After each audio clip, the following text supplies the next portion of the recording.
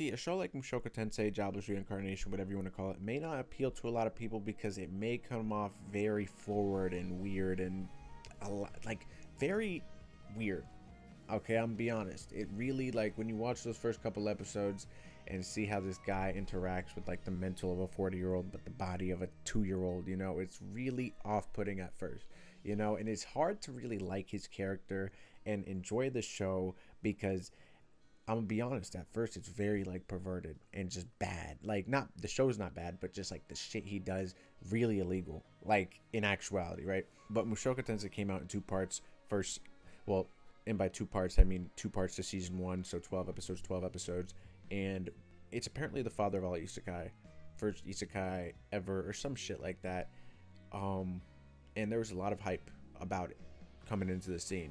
I didn't know what it was about. I really didn't. My friend told me about it and he was like, this is going to be a goated show. And I was like, why? Like, it didn't seem, it's not like I was doubting it. It's just like, it's an isekai. Like, they're good. Like, Slime, great show. ReZero, great show. Both isekai, top tier for sure. But it's like, I'm not going to put them in my top 5. I don't even think my top 10, to be honest with you. You know what I mean? Jobless Reincarnation starts, and from the first episode, main character's name is Rudius. If you're watching this video, I'm sure you've seen the show by now, but if not, there will be spoilers if you haven't seen the show. So this is basically going to be my review about it. I'm going to try and keep it as spoiler free as possible, but I doubt that's going to happen, to be honest with you. But no, you basically follow Rudius as he ages to about the age of, I don't remember if it's like 10 or 12 years old, somewhere around there. But the first episode, you see him die in the real world. He's about 40 years old, gets hit by a car or whatever, and he's rebirthed. Literally, you see his like eyes open as he's born, and then it's off the bat we are getting like provocative shots of his mom, and he's talking about his mom in a very explicit way, and it is funny, and it's also like bad at the same time because this is a literal 2-minute year older, not 2-minute year, a literal 2-minute old. You know what I'm saying? Like, he's just out of the womb, so he's fresh, he's new. But you see him each episode. For the first couple episodes, he's like toddler, then he like starts growing up to be able to talk and walk and learn magic, and he's kind of like a prodigy. He's good, he can cast spells without even like saying the spells, which is like a rare thing in that world to do.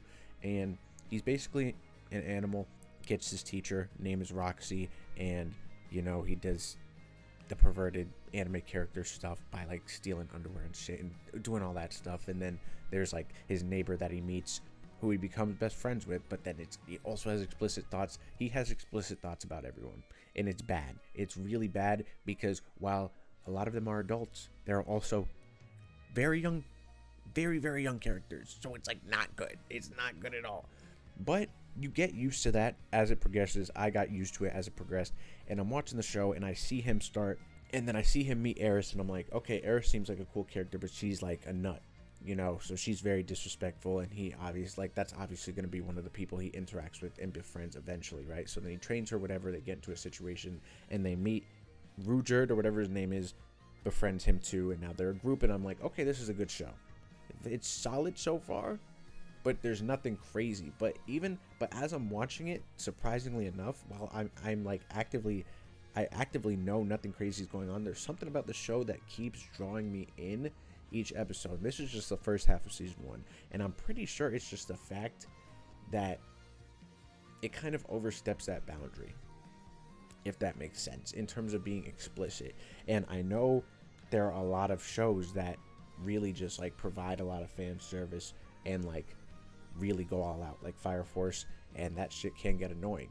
But the way that Jobless Reincarnation does stuff like that, it's a lot more human. They really show like the human parts of it, and it's like, as weird as it sounds, just hear me out a bit. Like, for example, there's a scene at the beginning, Rudius's parents, you could hear them like doing it, you know what I'm saying? And then Roxy, being the younger teenage, no, she in her realm, she's like 100-something years old or something like that, but she takes the appearance of like a young person, goes up to the room outside the door, and she's like doing like stuff to herself, and it's like, as bad as it sounds, again, there's a lot more human interactions and human actions in this show, such as that, because that's some shit like because a lot of time in anime they'll just like put boobs in your face, or like show their butt, or like rip off their clothes. You know, they don't really show like the real rawness of it.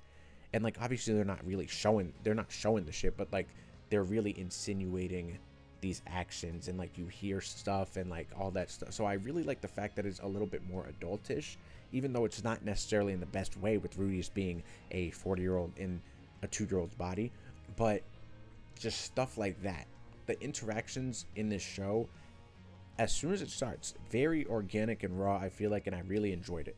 Okay, so season 1 is basically just a build-up of characters of their little group, because it's him, Eris, Rugier, however you say his name, and he's the race that everyone hates, and then Rudius is kind of trying to fix that for him, whatever the fuck. So then, oh yeah, and the explosion happened, and then they went on their little adventure. Okay, so see, first half of season 1 ends, and I'm like, okay, this is a solid show, 7 out of 10. It was okay. Not okay, it was good. It was good, but it wasn't great. But the second half of season 1 drops, and I'm like, okay, this show had a pretty strong start, pretty strong world building, character building, and everything. And then season 1 part 2 starts off, and I'm just like enjoying it so much. And every episode, I really can't explain just how much I enjoyed it. There's just something about it, and the adventure part of it, and they cut all the bullshit. That's another thing I really like about the show. They really cut the bullshit with it. It's like, say if they're like, okay, we're gonna go to this cave that's on the other side of the world, they're either gonna end the episode and then they're gonna start off there, or they're just gonna like do a quick little travel scene and then they're there. They don't really add a lot. There's not a lot of fluff with this show, and that's something I really like. Like, it feels like a lot of the dialogue and all of these scenes are meaningful and important. There's no like time wasting, I feel like, in this show. Everything is like enjoyable to watch, and there's always something going on, whether it be big or small, and it's just like done well. Like, there's no fluff. There's no fluff from what I could even like remember. There's really no fluff in this show, and they really like focus on different characters really well. I feel like if Rudius does something in a town and Roxy is in that town, they will have like scenes showing what Roxy is doing simultaneously side by side with Rudius, and then how they may cross paths, and like they'll show that later on in a couple episodes, how like that interaction would have went if like, no, my bad, they show like the same situation, but like from Roxy's perspective instead of Rudius's perspective, and it's just like shit like that. It's like done really well, and there is never any wasted time with this show. And I don't know, it's so good. It's so good for no reason. And my favorite character right now, as bad as it sounds, Rudius is great. Okay, because we have to be honest. We really have to be honest here, right? Realistically, get reincarnated into his world. Now, obviously, some of his antics are very bad. You know, like he's like, because he's a kid, right? So like the thing he did with Eris is illegal. So gotta definitely pause on that, and then like the Sylphie thing. But like, I would probably say the same thing if when I was born I still had my conscience, and then my mother, you know what I'm saying? Because it's not my mom. You know what I'm saying? Because I still have my mental from my previous world. But granted, he's a criminal, real world criminal for sure. But his actual character development, besides his pervertedness, has been immaculate. I feel like you really see him grow. Like, it's not like the bullshit where you start the season, like it. For example, watching Naruto is 12 at the beginning of the show, all the way up until Shippuden. He's like the same age, looks the same, no difference about him. And then Shippuden comes, looks the same all the way throughout. You know what I'm saying? You really see like his physical growth.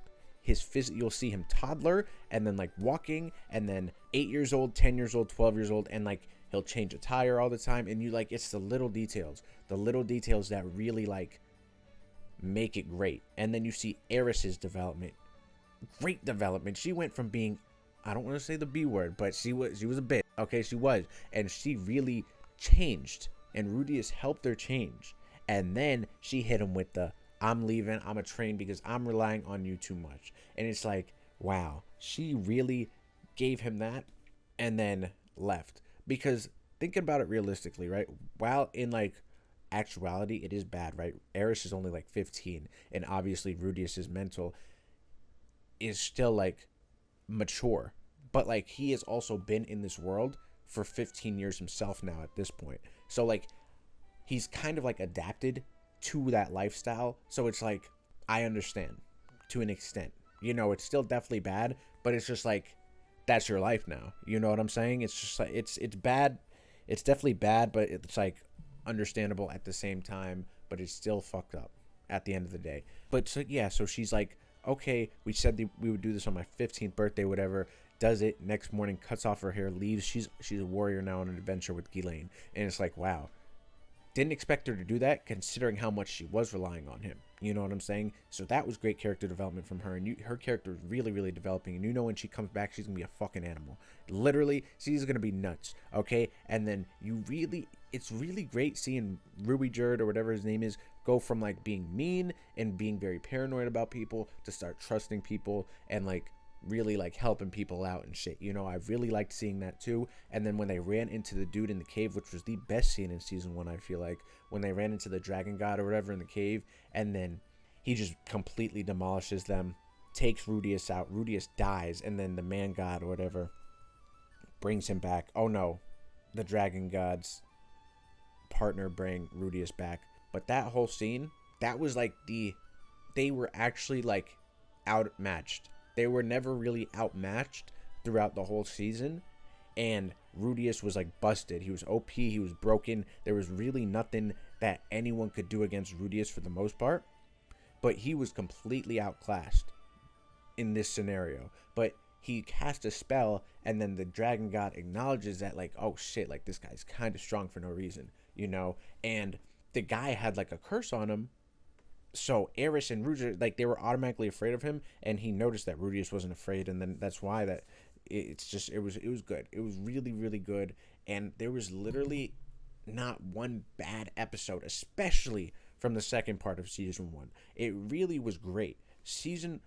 Part 1 of season 1 was definitely building just to like give us an introduction to the world and like what's going on, but like the second half of season 1, they really like threw everything in there, and they threw all these events at us, and we're trying to like do all this shit. And then Rudius meets up with his dad again, and then him and his dad have a conflict, but then they make up, and then you find the him and the maid's daughter, and then they have their interaction, and then you see Roxy doing this with her squad, trying to search for Rudius's mom, who is apparently at like the bottom of the ocean or some shit. And then at the end of the season, you see Sylphie with gray hair in like her school or whatever the fuck.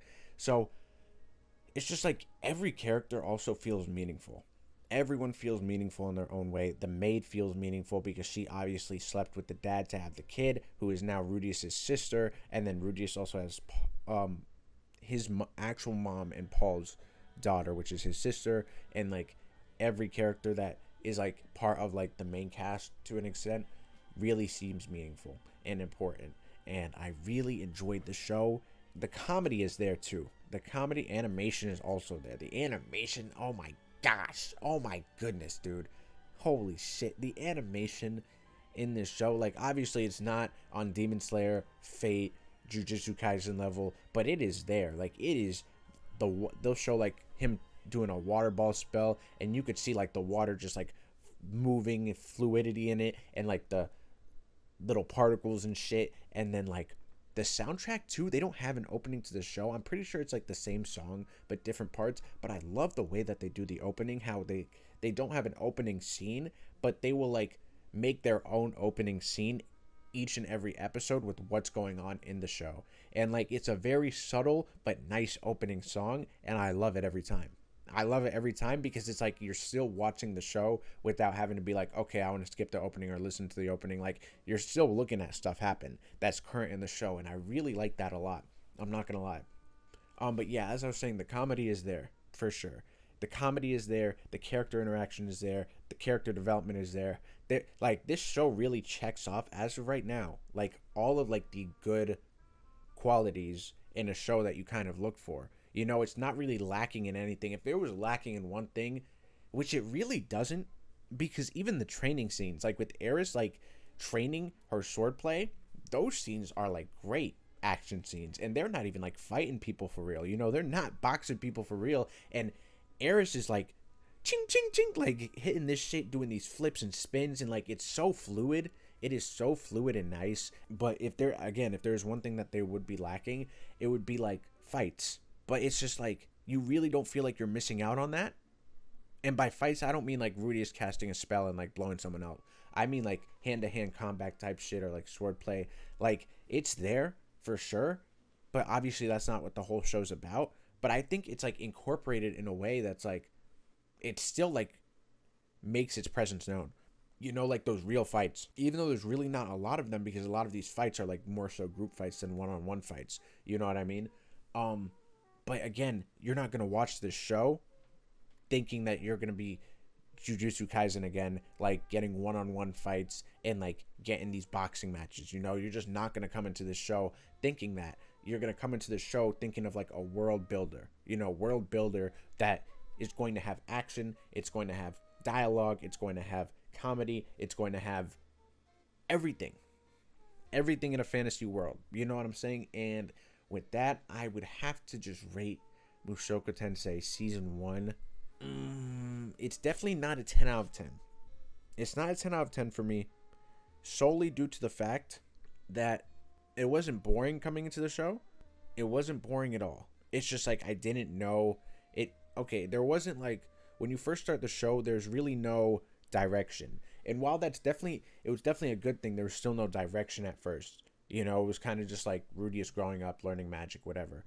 I do like it a lot, the way that they did that, because it seems a lot more organic. So I don't even know. It's definitely not a 10 out of 10, but I really like it so much. I do like it so much, and I don't want to throw out another 10 out of 10, because I just threw one out at Demon Slayer Season 2, and Demon Slayer Season 2 kept me entertained the whole time. So yeah, Demon Slayer, true 10 out of 10 for me. But could I say that Mushoku Tensei Season 1 was a 10 out of 10? Like, what is it missing? I really have to think hard here, because it's just like, it touched on everything that you like wanted to know about like different characters and shit. It was just like so good. It really was so good. I don't know. I really don't know. I would give it like a 9.4. 9.5 out of 10, because I know there's like something missing. I can't put my finger on it, but maybe I'm just doing that so I don't fucking give it a 10 out of 10. I don't know. But I love the show. I love the show.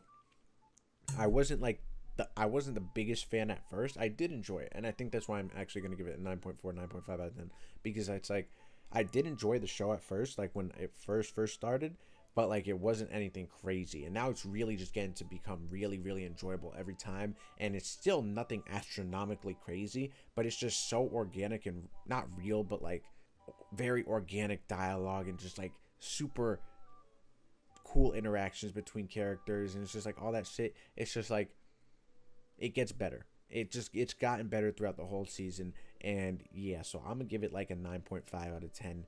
Mushoku Tensei Season 1. This shit was good. This was really good. Really, really good. I'm super excited for Season 2.